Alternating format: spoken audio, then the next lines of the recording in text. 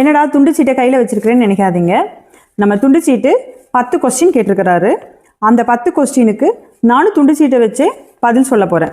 அப்ப போகலாங்கிறீங்களா? வாங்க தம்பி வாங்க.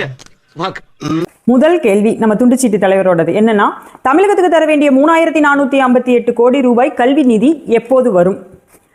ஆமாங்க, அந்த திட்டத்தை முழு மனசா ஏத்துக்கிட்டு கையெழுத்து போட்டு அப்புறம் பல்ட்டி அடிக்கிறது ஏன்? இந்திய அரசியல் அமைப்பு சட்ட நகலை எரித்து போராட்டம் நடத்துவேன்னு சொல்லிட்டு நீதிமன்றத்தில் போய் நான் எரித்தது என் துணைவியார் ராசாத்தி அம்மையாருக்கு எழுதிய காதல் கடிதம் தான் வாய் கூசாம போய் சொன்ன கருணாநிதியோட வாரிசுக்கு தானே நீங்க. அப்ப பல்ட்டி அடிச்சுக்க தான் செய்வீங்க. ரெண்டாவது கொஸ்டின், டீலிமிட்டேஷன்ல தமிழ்நாட்டின் தொகுதிகள் குறைக்கப்படாது அப்படிங்கிற உறுதிமொழி உங்க வாயிலிருந்து எப்ப வரும் அப்படின்னு கேட்டிருக்கிறாங்க.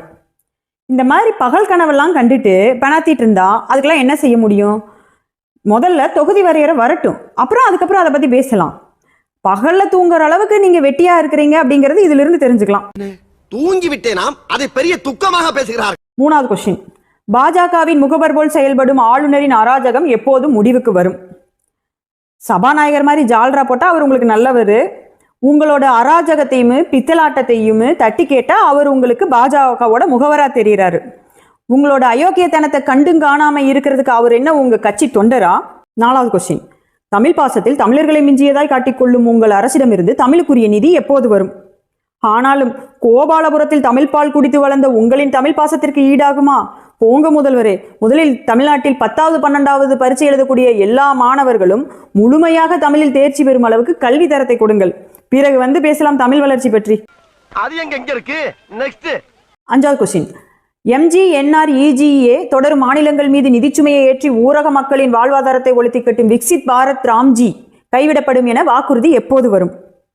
100 நாள் வேலை திட்டத்தை 125 நாளா மாத்தினதே மக்களோட வாழ்வாதாரத்தை உயர்த்தணுங்கிற நோக்கத்துல மத்திய அரசாங்கம். ஆனா அதுல பஞ்சாயத்துக்கு 10 அட்டையை ஆட்டே போட்டு சாப்பிட்டுட்டு இருந்தவங்களாம் இனிமேல் அதை செய்ய முடியாதுன்னு புலம்புறதுன்னு புரியுது. ஆனா அதுக்காக நாங்கெல்லாம் எதுவும் செய்ய முடியாதுங்க. இது என்ன பிரமாதம்? இதை விட பெசலைட் ஒண்ணு இருக்கு. ஆறாவது கொஸ்டின், 10 ஆண்டுகளாக இன்ச்சாக பாஜக அரசு இழைத்து வரும் மதுரை எய்ம்ஸ் எனும் 8வது உலக அதிசயம் எப்போது எங்கள் கண்முன் வரும்? ஏங்க, அது என்ன சென்னை மாநகராட்சி கக்குசா இல்ல கேளம்பாக்கம் பஸ் ஸ்டாண்டா? அவசரமா கட்டி அப்பா வேற வச்சு திறப்பு விழா பண்றதுக்கு எய்ம்ஸ் மருத்துவமனை கட்டுறதுக்கு வச்சிருந்த செங்கலை திருடிட்டு போன கூட்டம் தானே நீங்க? ஏழாவது கொஸ்டின், இயற்கை பேரிடருக்காக நாங்கள் கேட்ட நிவாரண தொகை எப்போதுதான் வரும்? ஆமாங்க, 4000 கோடி பேக்கேஜில் சென்னை மாநகரத்தையே நீச்சல் குளமா மாற்றி வச்சிருக்கிறது தானே உங்கள் திராவிடல் மாடல் அரசாங்கத்தோட சாதனை. எனக்கு தெரிஞ்சு தமிழ்நாட்டுக்கு ஆகப்பெரிய பேரிடரே உங்கள் திராவிட மாடல் ஆட்சி தான். இதுக்கு மக்களுக்கு நிவாரண தொகை யார் கொடுப்பாங்க பொம்மை முதல்வரே அப்படின்னு நான் கேட்கலங்க, மக்கள் கேட்குறாங்க. எட்டாவது கொஸ்டின், ஒசூர் விமான நிலையம், கோவை மற்றும் மதுரை மெட்ரோ திட்டங்களுக்கான ஒப்புதல் எப்போது வரும்? நன்றாக படித்த அதிகாரியை கூட வைத்துக்கொண்டு விண்ணப்பங்களை பூர்த்தி செய்து டெல்லிக்கு அனுப்பினால் ஒப்புதல் அப்போது வரும். இந்த துண்டுச்சீட்டு எழுதுவர்கள் எல்லாம் கூட வைத்துக்கொண்டு விண்ணப்பங்களை மத்திய அரசுக்கு பூர்த்தி செய்து அனுப்பினால் எப்படி வரும்? எல்லாம் ஓகே சார், வேற என்ன? ஆனா பூரா தப்பா எழுதிருக்கீங்க. தப்பு தப்பாவா? என்னன்னு? கொள்ளை அடிக்க வந்திருக்கிறன்றதுக்கு வெள்ளை அடிக்க வந்திருக்கிறேன்னு எழுதிருக்கீங்க. 9வது கொஸ்டின், கீழடி அறிக்கை எப்போது வெளியே வரும்? நீங்கள் ஆட்சியிலிருந்து அகற்றப்பட்டு வீட்டுக்கு செல்லும் போது நிச்சயமாக வரும். 10வது கொஸ்டின், ஒட்டுமொத்த தமிழக மக்களின் ஒரு மனதான கோரிக்கையான நீட் விலக்கு எப்போது அமலுக்கு வரும்? நீங்க கல்வியை வியாபாரம் பண்றது எப்படிங்க ஒட்டுமொத்த தமிழக மக்களின் குரலாக மாற முடியும்? இதுவரைக்கும் எந்த மாணவர்கள் நீட் தேர்வை எதிர்த்து போராடி இருக்கிறாங்க?